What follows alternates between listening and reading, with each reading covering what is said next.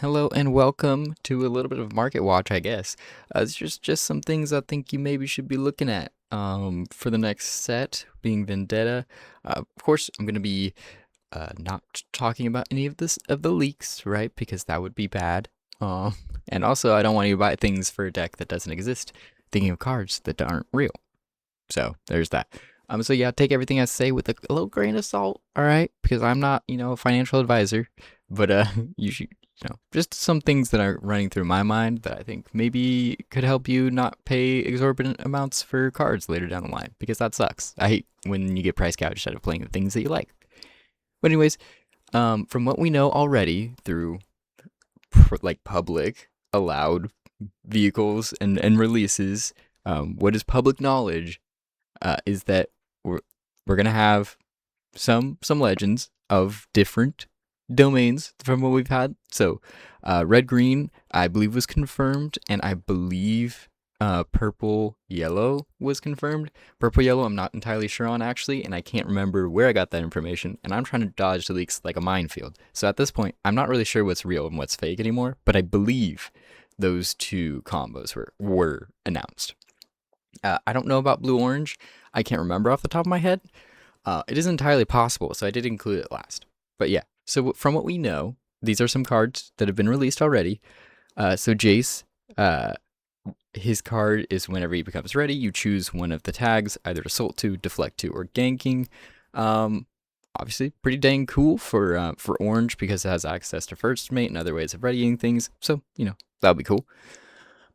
Mel has a new mechanic featured on her called Empowered, where you pay 3 energy and she becomes empowered. And this empowered effect seems to be something that might be on other uh, units and stuff as well. But for her, it makes it so your spells cannot be countered, which is really freaking cool. It's about damn time that that blue had a way of counterspelling things because blue being the magic domain and yet not having any counterspell whatsoever was kind of crazy. So at least this is something for that. But most importantly, to me personally, because I know I'm going to be switching to playing Akali because I love playing Akali in the game. I think she's really cool. Um, but yeah, for me personally, this is a big real Riven. She's gonna be green. She's the pre-release, pre-rift reward that comes in. Like how Ash was in the pre-rift kits for Freezies. She is already announced to be the Freezies that is in the pre-rift kits. So try to go to your pre-rifts. I'm trying. I'm gonna actually be out of town for a while, so right then, of course. So I'm gonna try to see if I can actually get into a pre-rift where I'm at. But we'll see if I we'll see if I can make that happen. But one way or another, she is really cool. She has Weapon Master, and when she attacks, you choose an enemy unit here, deal 2 to it for each equipment attached to me. She's a 3 energy, 1 power, 3 might unit. I think I think she's gonna be busted. So that leads me into this first section, which is of course the red green section, which is I believe Akali has been confirmed to be red green. I'm so sorry. Don't quote me on that. If I'm wrong, you can, I don't know, kick me in the shins if you see me in person. But I believe she's red green, and that combo of domains gives you access to a lot of really cool combo pieces. Specifically, Forgotten Signpost. Kind of forgotten in Unleashed, right? It is Unleashed. Yeah, it's an Unleashed card. It kind of got left by the wayside because it was only really kind of used in Lilia. And if you're playing Lilia, you have access to blue, so you play Smoke and Mirrors instead, and you get a draw off of it. Forgotten Signpost, it just, exhaust unit you control, tap, move a different unit you control to the location of the unit you just tapped, or what you just exhausted.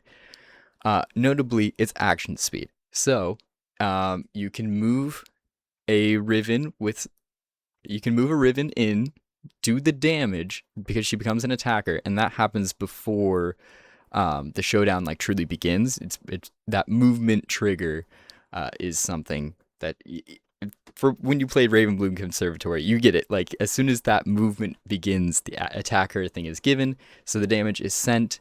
You can then, while you have focus, use this ability to retreat that unit back. So you can do damage for free. especially because the Forgotten Sidepost is a gear, so it stays on the board. And sometimes you have units that just sit in the back line in green, specifically looking at Scuttle Crabs. A lot of times, once they do their initial conquer, you retreat them back. They're going to be lying in that back line, waiting to be used somehow. So this is a good way of making use of the Scuttle Crabs and being a little tricky with it. And notably, you can combo this with a piece like Recurve Bro. So this is also a unit, or not a unit. This is a gear that I think has been entirely forgotten from Spirit Forged because it sucks in Spirit Forged. When I attack or defend, deal 2 to an enemy unit here. Now, when again, that attack trigger comes off of the movement effect, right? As the showdown begins, this damage happens before the rest of it, right? So you can use the same logic that you did for the previous like Riven stuff. So you do that 2 damage. You can do 2 damage to a different unit as well with the recurve bow. So if a Riven just has a recurve on it, that is 4 damage. That doesn't have to be to the same unit. It can be to 2 different units. And then you can bop her back for freezies, essentially. That's a really good combo. For just 4 might, that's good for considering you're not actually using a card to do it. You are just using pieces that stay on the board afterwards. That's a lot of value. And then finally, the last piece of this little combo is Fellsonger. I hope I'm pronouncing that right. We'll see. But Spellsonger copies the info, or copies the details from the card it's attached to, and that becomes its equipment effect. So it can copy the Riven effect text onto itself. Now, there's obviously going to be some errata on this because we know that Riot can't release a set without errating half the cards. But so I don't think you'll be able to get the full combo, right? Of Spellsonger also gets the boosted damage and Riven gets the boosted damage. I think Spellsonger will just be another 2. But it's just good to keep in mind that maybe they go cuckoo bananas and they allow both. That'd be absolutely insane. But we'll see. In addition to this, there of course is the battlefield back alley bar. So if you're going to be bouncing stuff back like this, maybe a battlefield where when units move from there, give it +1 might be a good effect to have if you have ability to ready a unit to send it back in. Obviously, we don't have the full set yet, so I don't know if there are going to be readying things given to red or green, but we'll see. It's entirely possible. I mean, crazier things have happened, right? But notably, a lot of this works really well with this Riven tech that I'm talking about, but also it works with an Old Faithful. You know her, you probably hate her. Irelia is going to be absolutely insane with this tech if it works the way that I think it will. Because you move her in, move her out.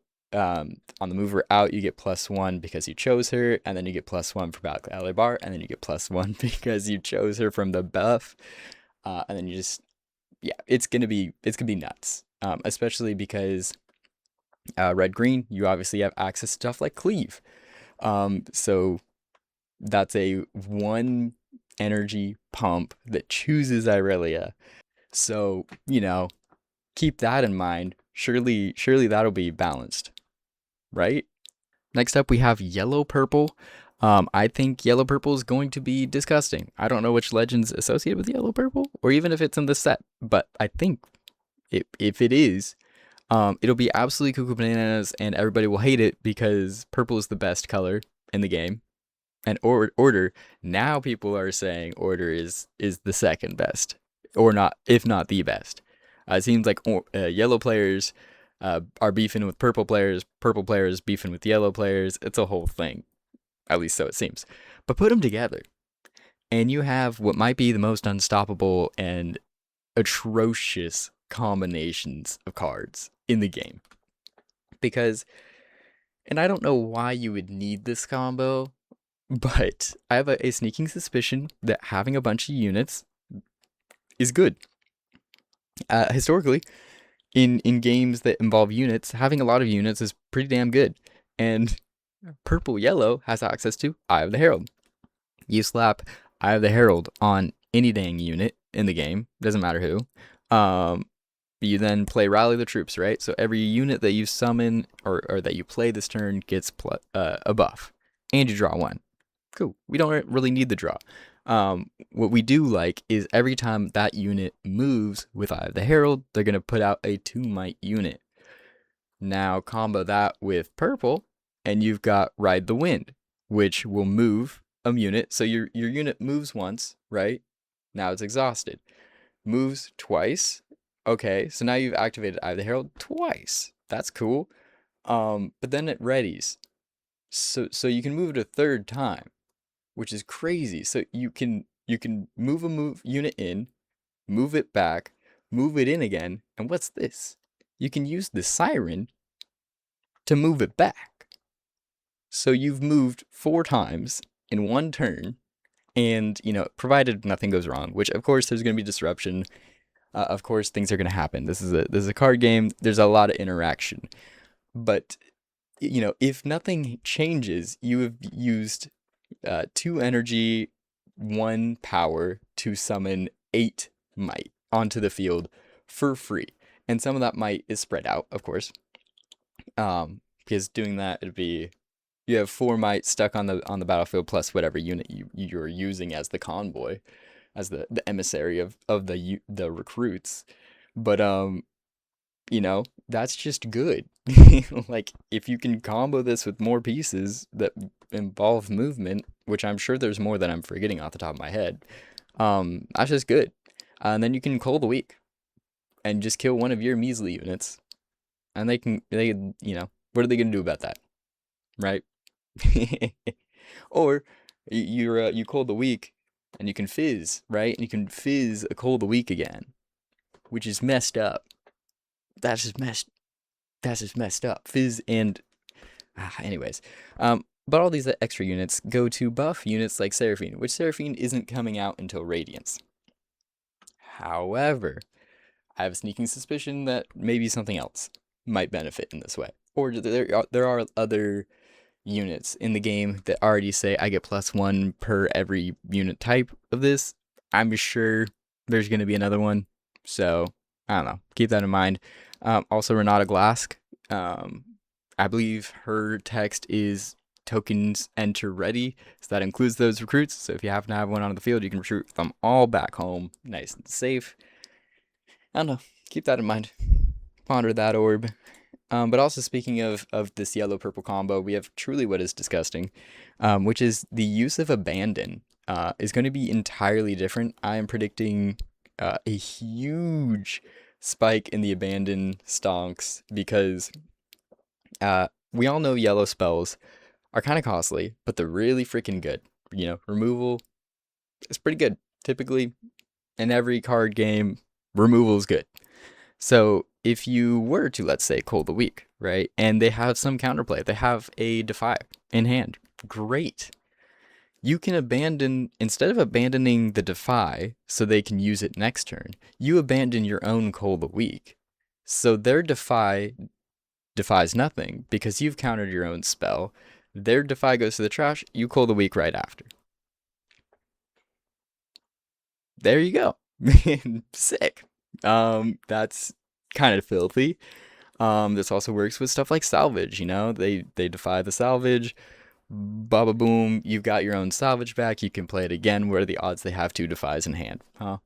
You get the gist of the abandoned pathway really opens up the door to a lot of dangerous yellow spells not being counterable. Who would have thought? And then, of course, there's stuff like the Ruination or Judgment, these big spells that you really want to go off. And if they get countered, you can just, fix that. And then finally, we have blue-orange. I don't know if this one was confirmed. I've gotten the least information or inklings that this might be a thing, but it's entirely possible. And, if not in this set, then going forward. But these are just some things that I was coming up with for blue-orange. I think it's probably the least broken of the bunch, but still worth considering because crazy things can happen. But one thing I was thinking of was Stare Down in combination with a Sprite Queen, or really any of the Sprite suite. If you're able to put down a big ass body onto the field, which if you have access to orange, you probably are going to be able to find a way to put a big body, or you can just use the might of the Sprite Queen herself. You then just copy that might, push a bunch of stuff off battlefields, and you can move in with sprites or whatever the heck. I think specifically stuff like Mundo, who get really big, and then you can use Stare Down to get everybody back. I think that's a pretty strong combo to consider. Just keep it in mind that something like that can happen. And that makes for easy conquers on, let's say, last point, right? And also, a very slept on card, Blue Kaisa. I think there was always a way to make her work. I just couldn't figure out how, but getting access to orange is very much the how. The problem with Evolutionary Kaisa is she moves into a battlefield, she casts a spell, that's cool, but now what? Because she's exhausted. But that's not necessarily the case when it comes to when you have access to orange, because you have access to first mate. So, I mean, you can just maybe you use something like an eclipse, right, to get the first conquer. Awesome. Now you got that conquer. She has ganking. She's on that battlefield. You put down the first mate. You can then eclipse onto a unit on the other side of things and just troop over laterally. Just pretty solid combo. Good stuff. You could, there's a whole bunch of spells you can conquer. You can recast using this that you'll be having access to.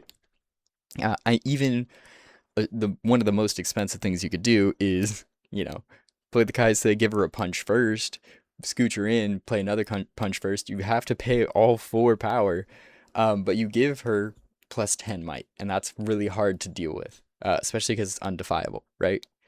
Um, so yeah, just food for thought when it comes to when you open up the domains like this, you really do get access to some crazy shenanigans. Um, so yeah, hopefully this maybe informs some shopping beforehand. A lot of these cards are hella cheap. I think the most expensive one is definitely Spellsonger. It's probably like $15 right now. So I wouldn't buy that one just yet. Um, you can again kick me in the shins if they don't errata it, and for some reason you're able to copy all of Riven's text. Uh, that'd be crazy. But it might be worth picking up now before they become scarce. Just because, again, I don't want you guys getting price gouged out of things because that's not fun. So yeah, this has been a random little top of the noggin vid for you guys. And I hope you enjoyed. And if you take up any of my advice, let me know in the comments. I'm curious to see what you guys have cooked up with and what you maybe want to add to the list. If you have any recs, put them down there too. I don't know. Anyways, have fun, and I'll talk to y'all later.